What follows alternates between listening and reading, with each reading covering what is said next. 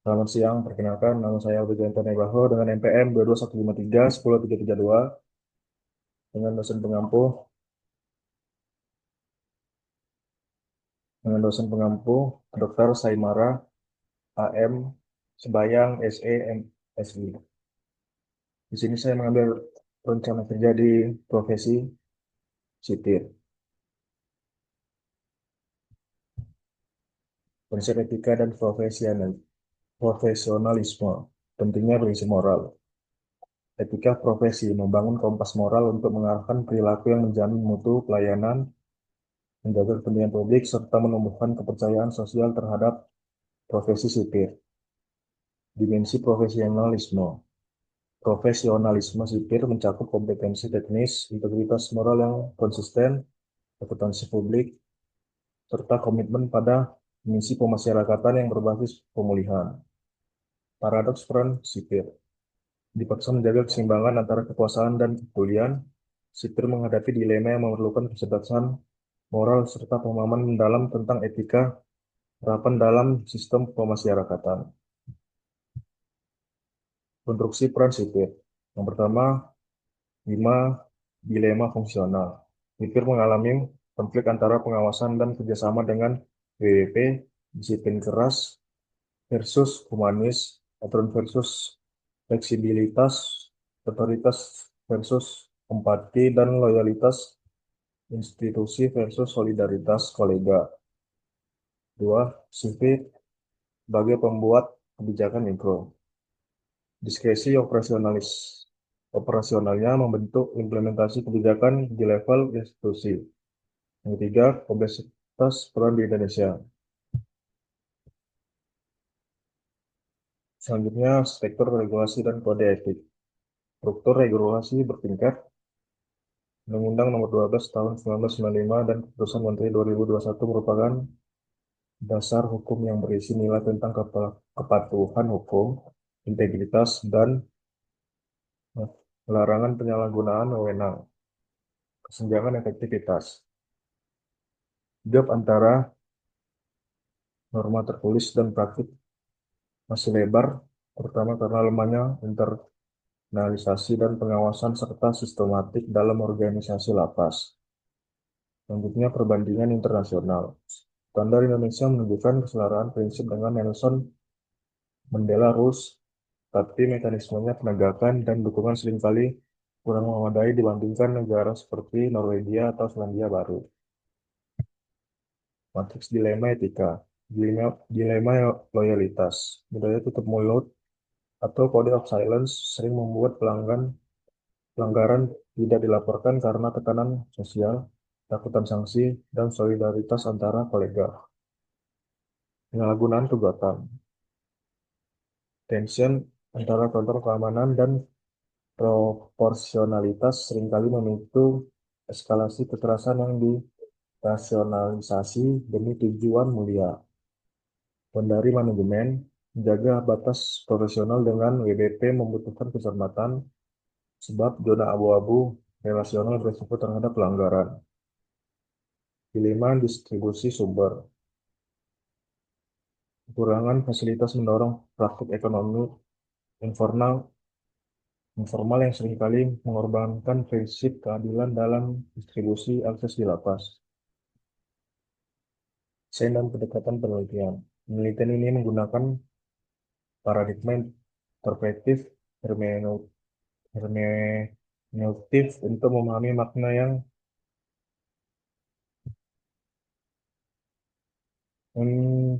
terdapat pada hukum, dokumen kebijakan, dan literatur akademik terkait etika profesi sipil. Pendekatan deskripsi analitis digunakan untuk menggambarkan realitas operasional, sementara pendekatan kritis diterapkan untuk menganalisis implikasi kekuasaan dalam wacana etika profesi. Studi pustaka dengan perspektif kualitatif menjadi basis utama untuk mengevaluasi hubungan antara norma, teori, dan praktik profesional sipil di Indonesia. Penyesuaian konsep dilakukan terhadap konteks pemasyarakatan di Indonesia dengan mempertimbangkan latar belakang historis, budaya, organisasi, dan kerangka hukum. Selanjutnya, sumber data. Strategi seleksi dokumen hukum dilakukan dengan fokus pada Undang-Undang Nomor 12 Tahun 1995 dan Kode Etik Sipil. Laporan dari organisasi seperti Komnas HAM, Ombudsman, dan Ditjen Pas digunakan untuk memahami fenomena dilema etika serta pengawasan institusi. Untuk pengumpulan data, dokumentasi sistematis melalui pendekatan Prisma memastikan kualitas dan kelengkapan data akademik dan laporan empiris. Organisasi dokumen dilakukan dengan perangkat Luna and Vivo atau Atlas. Triangulasi sumber digunakan untuk memverifikasi informasi dan laporan resmi, media, dan literatur akademik. Pemanfaatan analisis konten dan wacana khusus terhadap regulasi membangun pemahaman yang berintegritas sekaligus mengidentifikasi gap dalam pelaksanaan kode etik.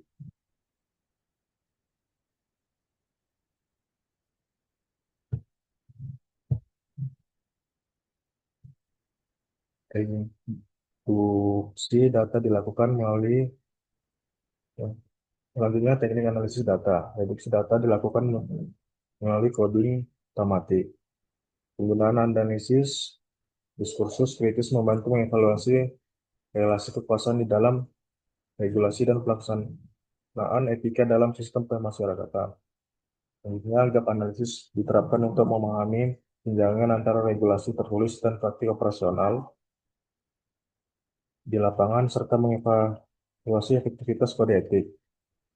Matriks analis SWOT digunakan untuk mengidentifikasi faktor kekuatan, kelemahan, peluang, dan tantangan dalam informasi ketika profesi sipil.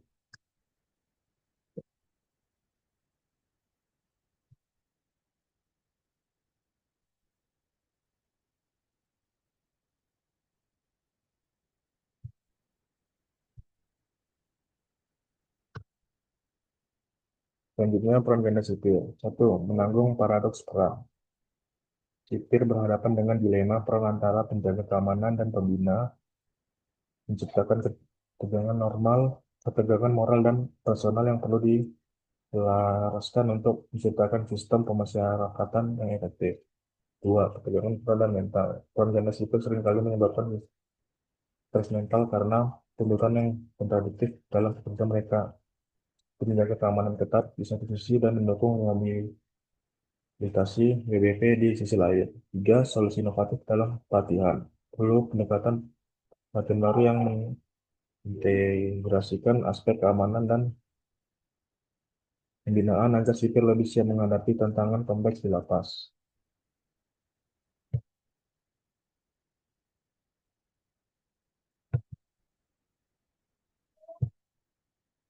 Implementasi kode etik.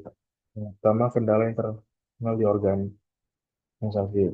Kode etik seringkali diabaikan karena kurangnya pemahaman dan pelatihan ketika yang berkelanjutan bagi sipil. Dua, perbandingan internasional. Sistem kode etik di Indonesia masih jauh dari praktik terbaik global, terutama dalam aspek pengawasan independen dan pembinaan etika berkelanjutan. Tiga, langkah yang diperlukan memperkuat integrasi kode etik dengan SOP, menciptakan insentif untuk perilaku etis dan meningkatkan mekanisme perlindungan was whistleblower. Faktor penghambat dan pendukung. Yang pertama, faktor individu. Banyak sipir mengalami kelelahan moral dan kekurangan percaya diri untuk mengambil sikap etis dalam situasi penuh tekanan. Faktor organisasi, daya organisasi cenderung membuatkan perilaku tidak etis di normalisasi pelanggaran kecil yang berkembang menjadi budaya kolektif. Selanjutnya, faktor sistemik. Pengawasan yang lemah dan timpangan regulasi secara struktural memperburuk kondisi etika di lembaga pemasyarakatan. Selanjutnya, dampak pelanggaran etika. Dampak pelanggaran etika terbagi menjadi tiga. Yang pertama, dampak jangka pendek. Pelanggaran etika menciptakan ketegangan internal di lembaga pemasyarakatan dengan krisis kepercayaan dari stakeholders yang mengalami operasional. Dua, dampak reputasi internasional. Pelanggaran ketika sistematik dapat merusak citra Indonesia dalam standar global mengenai kemasyarakatan dan hak asasi manusia. Dan yang terakhir, dampak nasional. Penurunan kepercayaan masyarakat terhadap sistem peradilan dan beban ekonomi yang signifikan akibat tingginya angka pelanggaran yang residivisme. Sekian presentasi saya. Apabila ada kesalahan, mohon dimaafkan. Selamat siang.